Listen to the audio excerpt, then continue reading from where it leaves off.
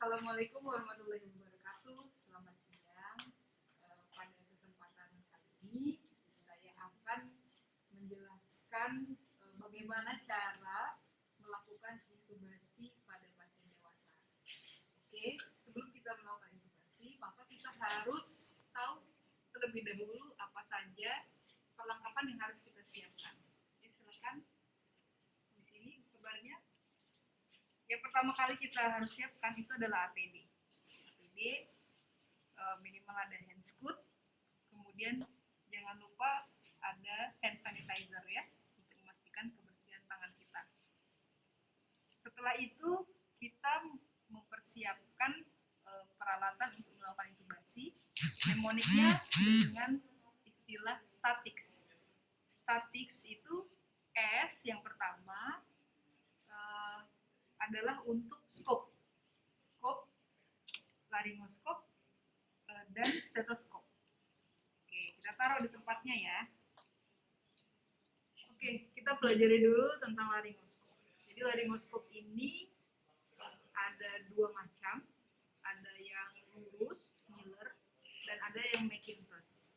Yang lurus ini biasanya kita gunakan pada anak-anak karena epiglotisnya itu lebih panjang dan lebih lunak ya, sehingga kita harus mengangkat epiglotisnya secara langsung pada saat kita mau melakukan laryngoskopi.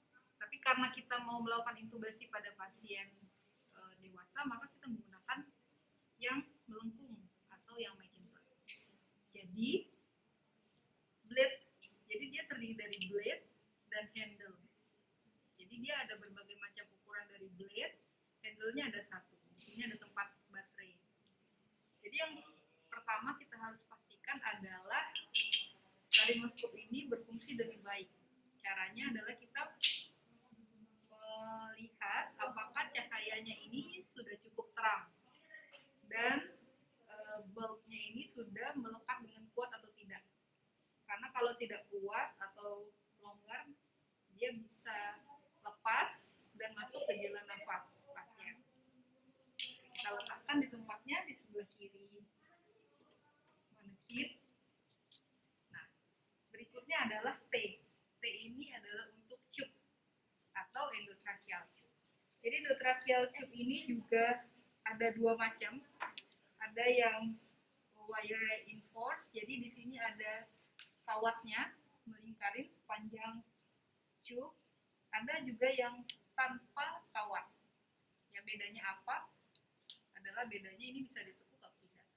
Kalau yang tanpa kawat maka dia bisa ditekuk, dan yang dengan kawat dia tidak bisa ditekuk. Tapi ada kerugiannya apabila pasien mulai menggigit, maka ini bisa gepeng. Bisa gepeng, maka juga bisa menyebabkan obstruksi jalan nafas. Jadi kita menggunakan yang tanpa kawat. Oke, kita pilih ukuran sesuai.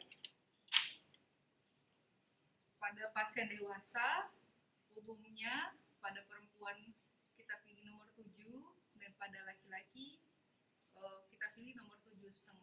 Ini umum untuk pasien Indonesia, ya beda dengan yang di luar negeri.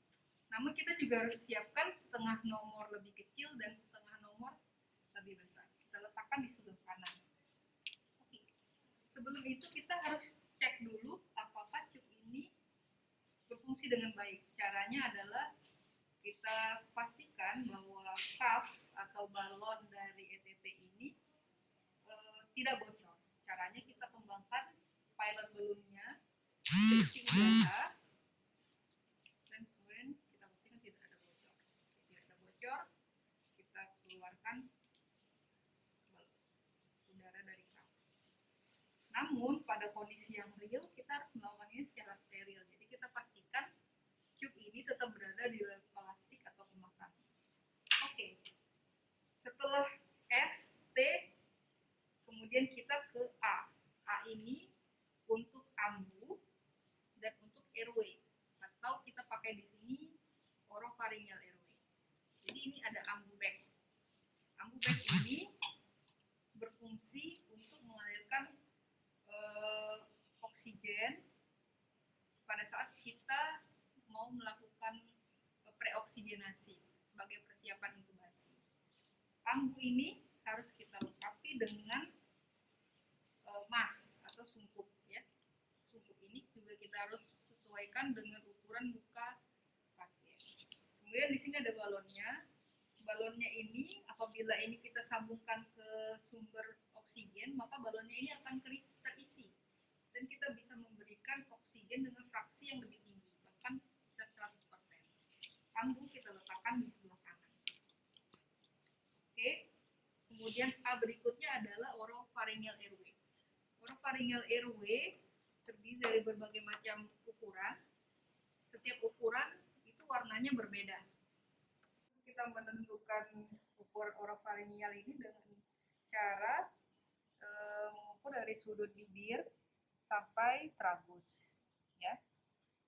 Secara umum kita bisa tentukan perempuan warnanya hijau atau laki-laki warnanya kuning. Hijau nomor 8, laki-laki nomor 9.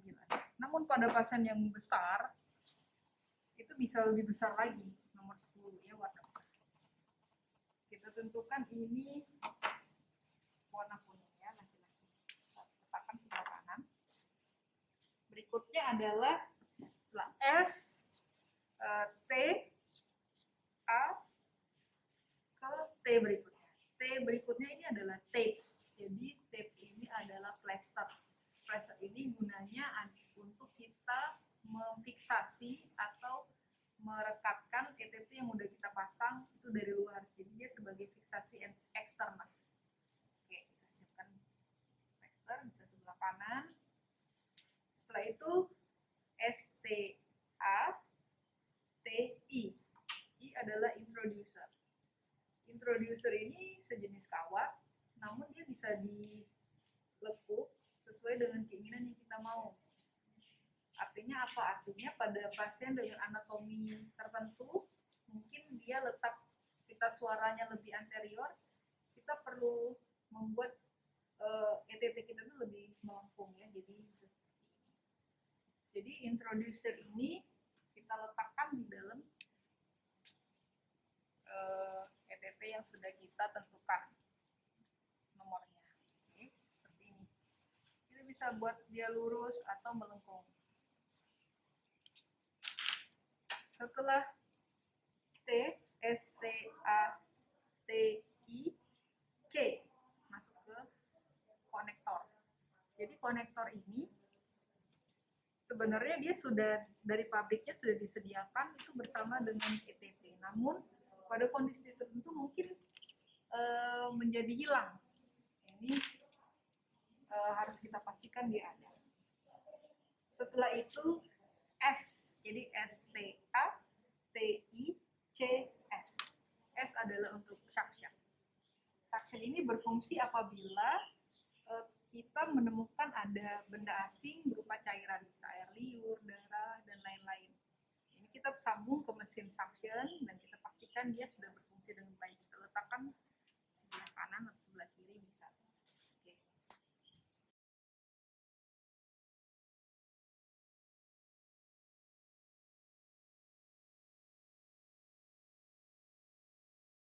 Setelah siap semua, maka kita akan masuk ke prosedur tindakan intubasi. Oke, sebelum melakukan prosedur, apabila di kondisi nyata, tentunya kita harus memberikan edukasi dan meminta persetujuan terlebih dahulu sebelum tindakan.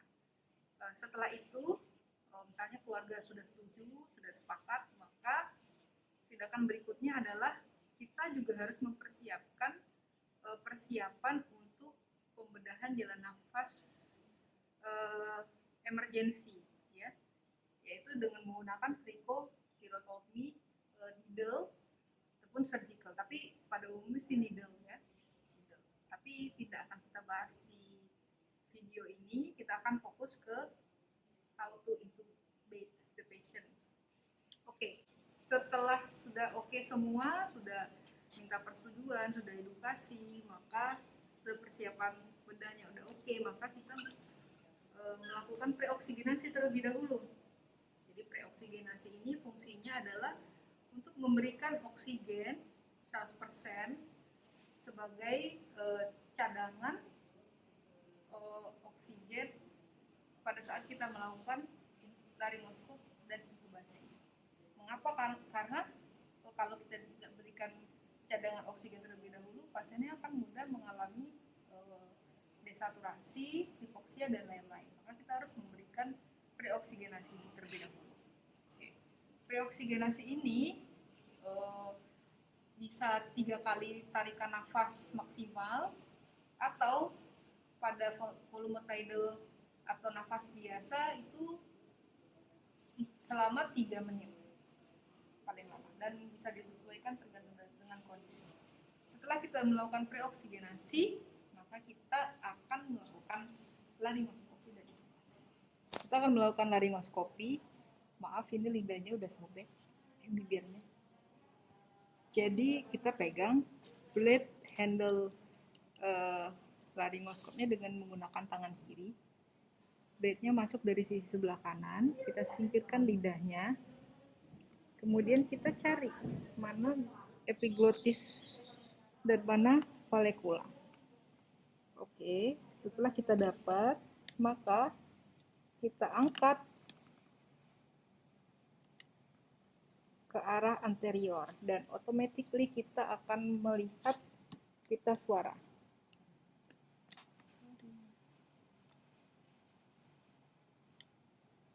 Nah, ya, udah bisa lihat ya.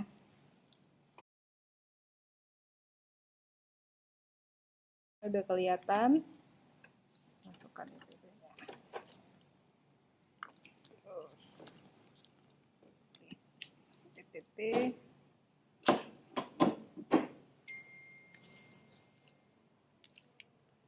Balon kita kembangkan.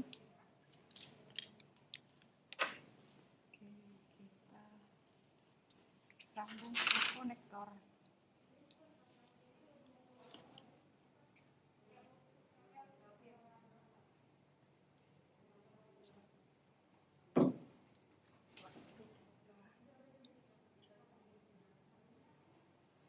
Oke, lalu mengembang.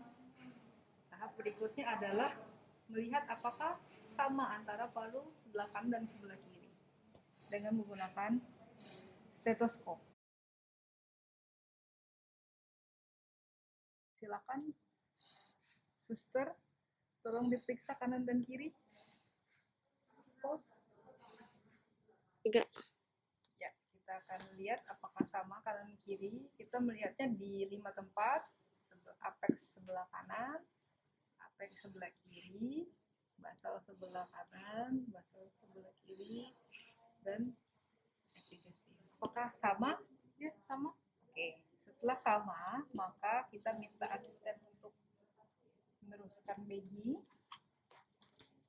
Oke, kita lihat di sini nomor ETT-nya di sebelah nomor berapa. Jadi di situ kita akan memfiksasi ETT-nya. Jadi di sini ETT-nya ada nomor 18.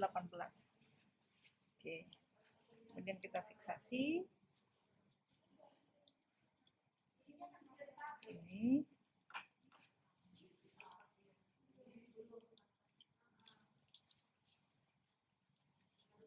Oke, ya, kita pretend to be fiksasi ya. Jadi setelah itu kita pasang orofaring airway-nya untuk menghindari ETT-nya biar tidak tergigit. Selain itu kita juga bisa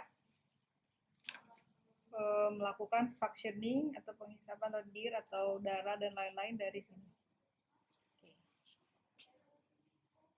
Kira-kira begitu video singkat tentang bagaimana cara melakukan intubasi pada pasien dewasa. Terima kasih. Assalamualaikum warahmatullahi wabarakatuh.